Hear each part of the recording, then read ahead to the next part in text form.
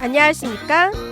2020년 12월 10일 목요일 장애인 생활신문 읽어주는 뉴스 시작합니다. 오늘의 장애인 생활신문 읽어주는 뉴스 3건입니다. 오늘의 읽어주는 뉴스 하나, 소방, 동화소설 시각장애인 듣는 오디오북 나온다.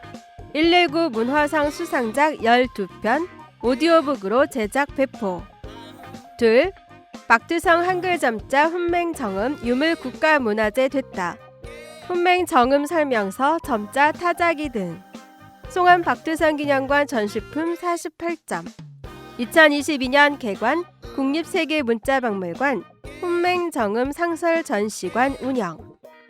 셋, 인천교통공사 점자시 촉집판으로 대한민국 광고 대상 동상입니다.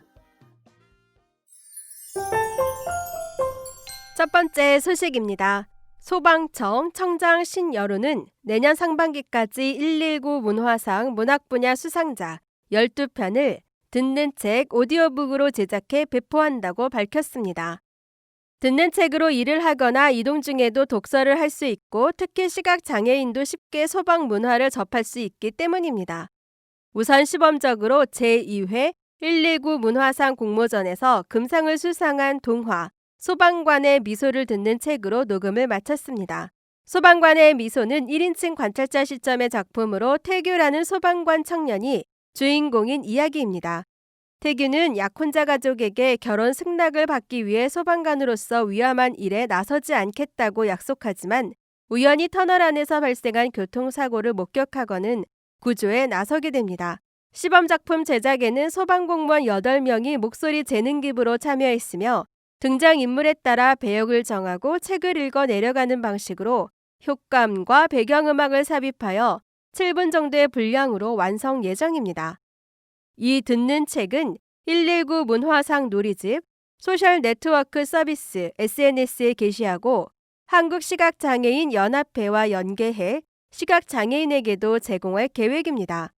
소방청 조선호 대변인은 앞으로는 소방정책, 재난유형별 국민행동 요령 등도 음원 형식으로 제작해 안전정보를 다양한 방법으로 제공해 나가겠다고 밝혔습니다. 한편 2019년부터 시행 중인 119 문화상은 재난 현장 소방활동, 미래의 소방관, 과거 대형 재난 등을 소재로 한 문학 미술 분야의 창작품으로 이중 문학 분야 수상작은 총 34점이 있습니다. 다음 소식입니다. 인천시 시장 박남춘은 송암 박두성 기념관에 전시돼 있는 한글점자 훈맹정음 설명서, 선생이 사용했던 재판기와 점자 타자기 등 관련 유물 8건, 48점이 12월 4일 국가등록 문화재로 공식 지정됐다고 밝혔습니다. 이번에 국가등록 문화재 제800-1호로 등록된 한글점자 훈맹정음 제작 및 보급 유물, 유물은 훈맹정음의 사용법에 대한 원고, 제작 과정을 기록한 일지, 재판기, 점자 인쇄기, 롤러, 점자 타자기 등 한글 점자의 제작, 보급을 위한 기록과 기구들입니다. 현재 유물은 미추홀구에 소재한 송암 박두성 기념관에 전시돼 있으며 인천광역시 시각장애인 복지연합회 소유 관리하고 있습니다. 앞서 시와 미추홀구는 훈맹정음 관련 유물의 국가등록 문화재 등록을 위해 현장 조사, 인천시 문화재위원회 사전 신청 결의를 추진해 올 7월 문화재청에 등록 신청했으며 문화재청의 현지 조사 등을 거쳐 명실상부 국가문화재로 이름을 올리게 됐습니다. 문화재청은 일제강점기 시대의 시각장애인을 위한 고유 언어라는 점에서 문화적 가치가 크며 당시의 사회상을 반영할 뿐 아니라 근대 시각장애인사를 파악할 수 있는 귀중한 자료로서 문화재 등록 가치가 높다고 등록 사유를 밝혔습니다. 특히 시각장애인 문화유산이 국가등록 문화재로 등록된 것은 이번이 처음으로 그 의의가 남다릅니다. 이번 국가등록 문화재 등록으로 문화재청과 협력해 보수, 정비 등 체계적인 보존과 관리를 위한 국비 지원도 받게 됐습니다. 시는 인천의 귀중한 문자, 문화 역사를 널리 알리기 위해 송도에 2022년 개관 목표로 추진 중인 국립세계문자박물관의 훈맹정음 상설 전시관을 마련해 전시할 계획입니다. 이를 통해 선생의 정신과 훈맹정음의 우수성을 전 세계에 알릴 수 있을 것으로 기대됩니다. 훈맹정음은 강화 출신인 1888년부터 1963년 박주선 선생이 1926년 11월 4일에 반포한 우리나라 최초의 6점씩 점자로 일제강점기 시대 시각장애인들이 한글과 같은 원리를 통해 글자를 익히도록 한 고유 문자 체계입니다. 인천 강화군 교동도에서 태어난 송한 박두선 선생은 국립맹아학교의 전신인 제세권 맹아부 교사로 재직하며 시각장애인 교육에 매진했습니다. 당시 일제의 한글 말살 정책으로 일어점자를 사용했는데 선생은 1920년부터 일제의 잔혹한 감시 속에서도 한글 점자 창안에 몰두해 1926년 훈맹정음을 발표했습니다. 이후에도 인천 영아학교 교장에 취임해 한글 점자 보급에 힘써 시각장애인들에게 정보와 교육의 빛을 선물한 분입니다. 출판한 한글 점자 책만 200종이 넘습니다.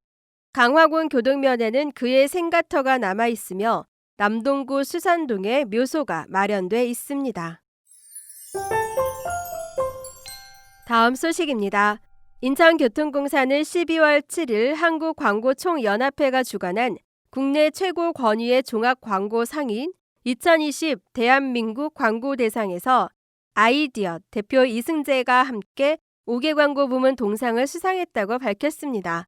수상작은 올해 8월 인천지하철 1호선 경인교대 입구역에 전국 최초로 설치한 점자시 쪽지판 홍보 동영상으로 제작업체인 아이디엇과의 협업을 통해 지난 10월 5개 광고 부분에 출품됐습니다.